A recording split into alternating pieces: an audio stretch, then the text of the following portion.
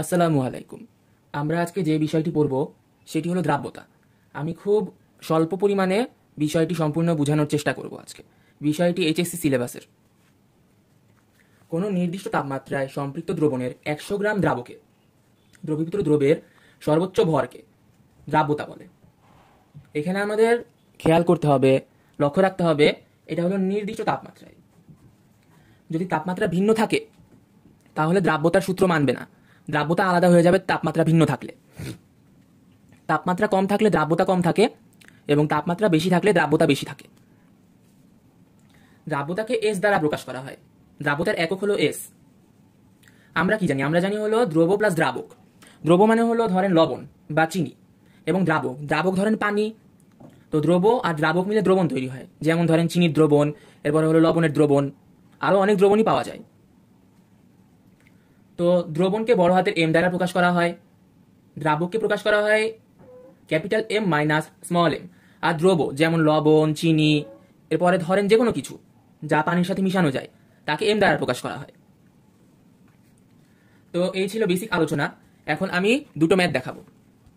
একটা ম্যাথ হলো সিকেরুয়েট 23-24-এর, মানে রিসেন্টলি, এই যে এই বছরেরই ম্যাথ, এই বছর ভর্তি পরীক্ষার ম্যাথ। আরেকটি হলো নর্মাল বইয়ের ম্যাথ। আমি আগে 2 নাম্বার ম্যাথটি সলভ করব এবং 2 নাম্বার ম্যাথটি ব্যাখ্যা করব। বলা হয়েছে উদ্দীপকের তাপমাত্রায় লবণ পানিতে দ্রবীভূত হয়ে সম্পৃক্ত দ্রবণ উৎপন্ন করে। এই তাপমাত্রায় লবণের দ্রাব্যতা কত? দ্রাব্যতা এস জানতে চাওয়া হয়েছে।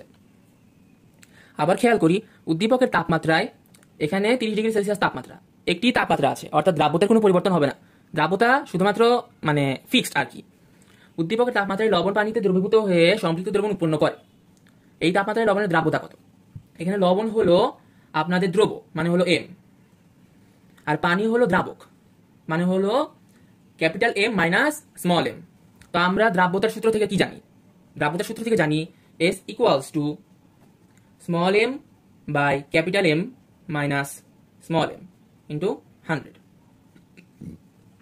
এখানে দেখা যাচ্ছে এম এর পরিমাণ 8.5, অর্থাৎ স্মল এম বা দ্রবর পরিমাণ 8.5, এবং দ্রাবক দ্রাবক অর্থাৎ হলো capital M minus small M. এখানে দ্রাবক ডিরেক্ট দেওয়া আছে, দেখেন 25 গ্রাম দ্রাবকটি ডিরেক্ট দেওয়া আছে।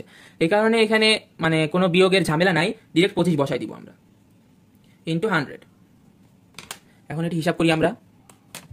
8.5 বাই 25 ইন্টু 34 উত্তর হবে খুব সম্ভবত। এই দেখেন 34, অর্থাৎ দ্রাব্যতা হলো 34। এখন আমি 1 নাম্বার যেই কোয়েশ্চেনটা আছে সেটি ব্যাখ্যা করব। এটি একটু ট্রিকি কোয়েশ্চেন। অনেকের ভাষ্য মতে এটি নাকি অনেক কঠিন কোয়েশ্চেন, কিন্তু আমি খুব সহজভাবে বোঝানোর চেষ্টা করব। আমরা আগে প্রশ্নটি পড়ি।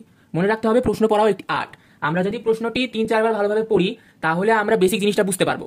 বেসিক জিনিসটা বুঝে সেই বেসিক অনুযায়ী আমরা আগাতে পারবো। বলা হয়েছে 298 ক্যালভিন তাপমাত্রায় একটি লবণের 75 ml সম্পৃক্ত দ্রবণে 38 গ্রাম লবণ দ্রবীভূত আছে। লবণের আপেক্ষিক গুরুত্ব 1.5 হলে উক্ত তাপমাত্রায়, তাপমাত্রা কিন্তু চেঞ্জ হয় নাই, লবণটির দ্রাব্যতা মানে এস নির্ণয় করতে বলা হয়েছে। তো আমরা এস এর সূত্র থেকে কি জানি? এস এর সূত্র থেকে জানি হলো small M by capital M minus small M into 100। এটা হলো দ্রাব্যতার সূত্র।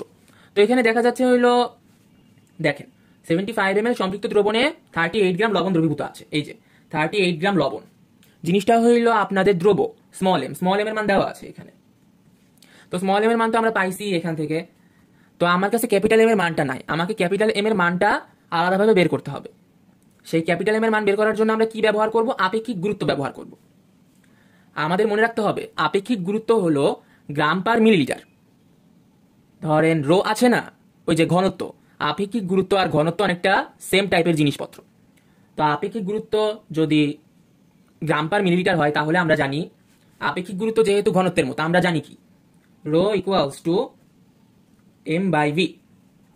দেখেন এত তাপমাত্রায় একটি লবণের 75 ml সম্পৃক্ত দ্রবণে, অর্থাৎ 75 ml, এটি হলো ভি এর মান বা আয়তনের মান।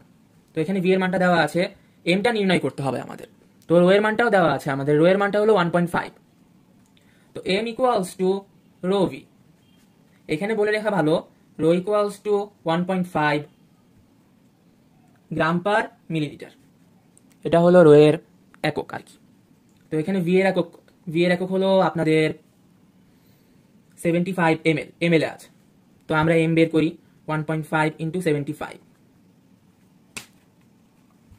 1.5 ইন্টু 75 112.5।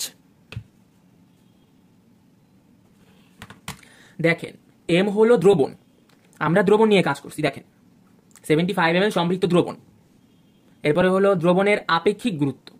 তো লবণের আপেক্ষিক গুরুত্ব, লবণেরই তো দ্রবণ, তাই না? তো আমরা যে এমটা পাইছি এটা আসলে ক্যাপিটাল এম। দেখেন খুব সহজে আমরা ক্যাপিটাল এমটি বের করে ফেললাম। এখন আমাদের কি করতে হবে, এখন আমরা জানি এস ইকুয়ালস মানে দ্রাব্যতা, লবণটির দ্রাব্যতা জানতে চাওয়া হয়েছে না, S equals to M by capital M minus small M into 100। এখানে এম এর মান তো আছে 38 গ্রাম বা 38 গ্রাম, 38, আর আমরা ক্যাপিটাল এম এর মানটা বের করেছি।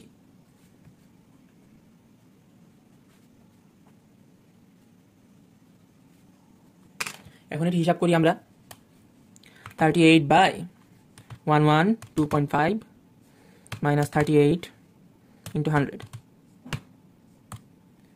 51.006। যেহেতু দ্রাব্যতা নির্ণয় করছি, একক দেওয়ার কোনো প্রয়োজন নাই।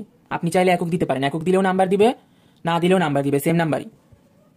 তো এই ছিল আজকের আলোচনা, আশা করি আপনাদের উপকারে আসবে।